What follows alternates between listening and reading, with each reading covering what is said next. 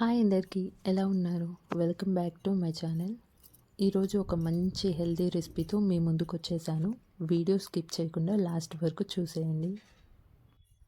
Simple ఇంకా healthy కరివేపాకు తొక్కు ఎలా ప్రిపేర్ చేసుకోవాలో ఈ వీడియోలో చూసేయండి. ఫస్ట్ ఒక కడాయిలో ఆయిల్ తీసుకొని ఆయిల్ కొంచెం హీట్ అయ్యాక 1/2 టేబుల్ స్పూన్ మెంతులు, 1 టేబుల్ స్పూన్ శనగపప్పు, 1 టేబుల్ స్పూన్ మినప్పప్పు, 2 టేబుల్ స్పూన్స్ పల్లీలు, 1 టేబుల్ స్పూన్ జీలకర్ర, 1 టేబుల్ స్పూన్ ధనియాలు వేసుకొని దూరగా వేయించుకోవాలి. కొంచెం కలర్ చేంజ్ అయ్యాక నేనైతే 15 నుంచి 20 వరకు ఎండుమిరపకాయలను వేసుకుంటున్నాను. ఈ ఎండుమిరపకాయలు కూడా మంచి కలర్ వచ్చే వరకు ఫ్రై చేసుకోవాలి. చూసారా, ఎండుమిరపకాయలు, పల్లీలు అన్నీ మంచి కలర్లో వచ్చాయి. ఈ టైంలో మనం ప్లేట్లోకి తీసుకుందాం. అదే నూనెలో మనం ముందుగా కడిగి పెట్టుకున్న కరివేపాకును వేసుకొని 15 నుంచి 20 వరకు వెల్లుల్లి రెబ్బల్ని కూడా వేసుకొని 2 నిమిషాల పాటు బాగా ఫ్రై చేసుకోవాలి. కరివేపాకుతో ఎన్ని హెల్త్ బెనిఫిట్స్ ఉన్నాయి కదా. మన హెయిర్కి కానివ్వండి, స్కిన్కి కానివ్వండి, కళ్ళకి కానివ్వండి, చాలా బెనిఫిట్స్ ఉన్నాయండి. బట్ ఇవాళ రేపు ఎవరు తింటున్నారు? అందరూ కరివేపాకుని తీసి పక్కన పెట్టేస్తున్నారు. మీరు ఈ కరివేపాకు తొక్కుని ఒక్కసారి ఇంట్లో ప్రిపేర్ చేసి పెట్టండి. పిల్లలు కానివ్వండి, పెద్దలు కానివ్వండి, చాలా ఇష్టంగా తింటారు. మీరు ఇంట్లో ట్రై చేసి ఎలా ఉందో నాకు కమెంట్ చేసి చెప్పడం మాత్రం మర్చిపోకండి. కరివేపాకు మంచిగా ఫ్రై అయింది. ఇప్పుడు వీటిని కూడా ప్లేట్లోకి తీసుకుందాం. కొంచెం చింతపండును కూడా తీసుకొని నానబెట్టేసుకుందాం. ఇప్పుడు వీటన్నిటిని రోట్లో దంచుకుందాం. మీరు మిక్సీ కూడా పట్టుకోవచ్చు. ముందుగా ఫ్రై చేసుకున్న ఎండుమిరపకాయలు, పప్పులను వేసుకొని అందులోనే 1/2 టేబుల్ స్పూన్ పసుపు, 1 టేబుల్ స్పూన్ ఉప్పు వేసుకొని కచ్చాపచ్చాగా దంచుకోవాలి.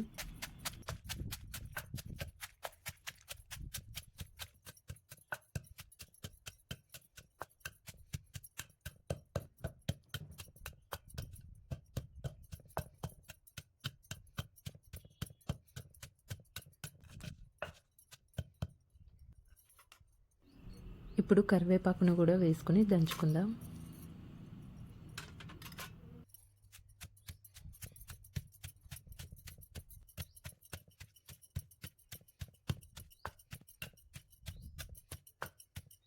చింతపండుని నానబెట్టుకున్నాం కదా, ఆ నానబెట్టుకున్న వాటర్తో సహా వేసేసుకొని దంచుకుందాం. మనం రోట్లో దంచుకుంటున్నాం కాబట్టి మరీ మెత్తగా కాకుండా కచ్చాపచ్చాగా దంచుకుంటేనే బాగుంటుంది. ఈ కరివేపాకు తొక్కుకి తాలింపు కూడా అవసరం లేదండి. మనం తాలింపులో వేసుకోవాల్సిన ఇంగ్రీడియంట్స్ అన్నీ మనం ముందే వేసుకున్నాం.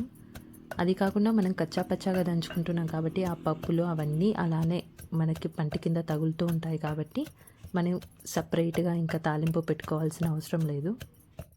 మీరు ఇందులోకి కావాలంటే ఉల్లిపాయలు యాడ్ చేసుకోవచ్చు. నేను మాత్రం నిల్వ ఉండదు అనేసి ఉల్లిపాయలు యాడ్ చేయలేదు. మీరు కావాలంటే అప్పటికప్పుడు తినాలనుకుంటే ఉల్లిపాయలు యాడ్ చేసుకోవచ్చు. మన కరివేపాకు తొక్కు అయితే రెడీ అయిపోయింది. చూసారా ప్రాసెస్ ఎంత సింపుల్గా ఉందో. వేడివేడి అన్నంలో కొంచెం కరివేపాకు తొక్కు, కొంచెం నెయ్యి వేసుకొని కలుపుకొని తింటే ఉందండి. టేస్ట్ మాత్రం నిజంగా అద్దిరిపోయింది. తప్పకుండా ఈ రెసిపీ ట్రై చేసి ఎలా ఉందో నాకు కమెంట్ చేసి చెప్పండి. అలానే మన ఛానల్ని సబ్స్క్రైబ్ చేసుకోవడం మాత్రం మర్చిపోకండి. నెక్స్ట్ మరొక వీడియోతో మీ ముందుకు వచ్చేస్తాను. అంతవరకు బాయ్.